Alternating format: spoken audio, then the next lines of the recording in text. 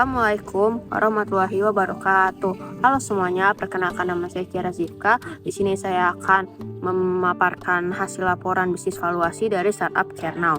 Nah, sebelumnya CareNow Indonesia itu apa sih? CareNow Indonesia itu adalah sebuah platform kesehatan inovatif yang dirancang untuk memberikan solusi kesehatan yang fleksibel serta komprehensif. Nah, dari CareNow sendiri mereka memiliki 3 tawaran, yaitu ada solusi kesehatan yang fleksibel, lalu ada beragam opsi perawatan, serta ada jaringan yang luas. Lalu mereka sendiri memiliki 2 fitur tambahan, itu seperti blog kesehatan mereka yang aktif serta pengalaman pengguna positif. Nah, untuk penjelasan lebih lanjut, CareNow itu didirikan pada tahun 2022 untuk membantu masyarakat dalam cicilan pembayaran kesehatan selama 6 bulan tanpa bunga. Lalu mereka sendiri memiliki visi untuk meningkatkan aksesibilitas kesehatan untuk semua. Dari misi tersebut, ada beberapa misi seperti meningkatkan aksesibilitas kesehatan, meningkatkan keamanan dan kualitas layanan, serta meningkatkan kemudahan dan keamanan pembayaran. Lalu, mereka memiliki target audiens untuk seperti individu yang memerlukan perawatan darurat, lalu keluarga yang mencari layanan kesehatan, lalu pasien yang memerlukan konsultasi dengan dokter spesialis, lalu masyarakat yang ingin menjaga kesehatan, lalu juga pasien yang menginginkan kemudahan dalam mendapatkan layanan kesehatan. Lalu kita akan melakukan evaluasi terhadap startup ini menggunakan 3 metode, yaitu Berkus, Scorecard, serta Risk sama Mission Factor. Mengapa kita melakukan evaluasi terhadap startup CareNow? Yaitu untuk menentukan primani dari startup CareNow ini, dan untuk mengevaluasi startup CareNow untuk mengukur dan mengidentifikasi risiko yang akan terjadi. Lalu dari startup CareNow sendiri itu ada 3 pendiri, yaitu ada Stephanie sebagai CEO dan founder CareNow, lalu ada Andrew sebagai COO dan co-founder, lalu yang terakhir ada Alexander sebagai CTO dan co-founder. Selanjutnya akan dilanjutkan oleh teman saya. Terima kasih. Selanjutnya saya akan menjelaskan metode scorecard. Metode scorecard sendiri ini merupakan teknik valuasi untuk menilai startup dengan membandingkannya dengan perusahaan sukses di sektor yang sama. Metode ini memberikan bobot pada berbagai faktor penting seperti tim manajemen, peluang besar, produk atau teknologi, lingkungan kompetitif, dan kebutuhan investasi tambahan.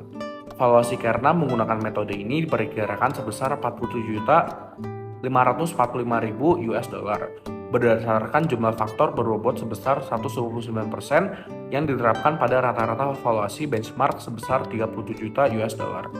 Metode ini membantu investor membuat keputusan investasi yang lebih tepat dan membantu strategi pengembangan perusahaan. CareNow dengan posisi kuat di pasar layanan kesehatan digital dan teknologi inovatif menunjukkan potensi pertumbuhan yang signifikan, namun masih membutuhkan investasi tambahan untuk tetap kompetitif. Selanjutnya kami juga menggunakan Berkus Method. Berkus Method ini digunakan untuk mengurangi resiko. Di mana di Berkus Method ini terdapat 5 indikator. Yang pertama itu sound idea. Ide CareNow ini cukup menarik sehingga indikator ini diberikan nilai persen of achievement sebesar 40%. Setelah itu terdapat quality management team.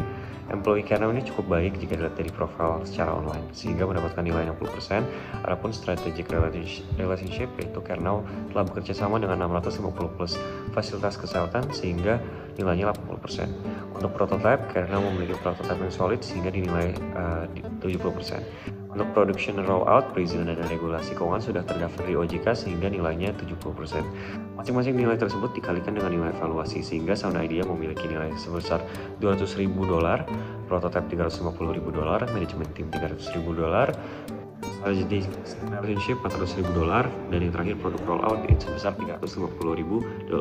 Oleh karena itu dapat disimpulkan CareNow memiliki nilai evaluasi sebesar $1.850.000. Nilai ini menunjukkan bahwa CareNow berada pada posisi yang baik untuk menarik minat investor serta mendapatkan dukungan finansial.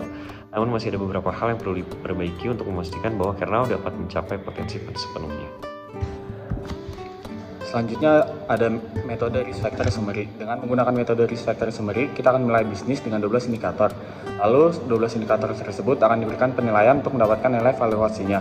Jika very high risk akan mendapatkan minus $500.000, high risk akan mendapatkan minus $250.000, normal akan mendapatkan $0, low risk akan mendapatkan $250.000, very low risk akan mendapatkan $500.000. Setelah melakukan analisis ini, kita mendapatkan bahwa CareNow memiliki valuasi 1,5 juta Hal ini berarti Kernel memiliki profil risiko yang masih tergolong dengan baik karena memiliki penilaian risiko yang mendukung pertumbuhan dan keberlanjutan perusahaan di masa depan.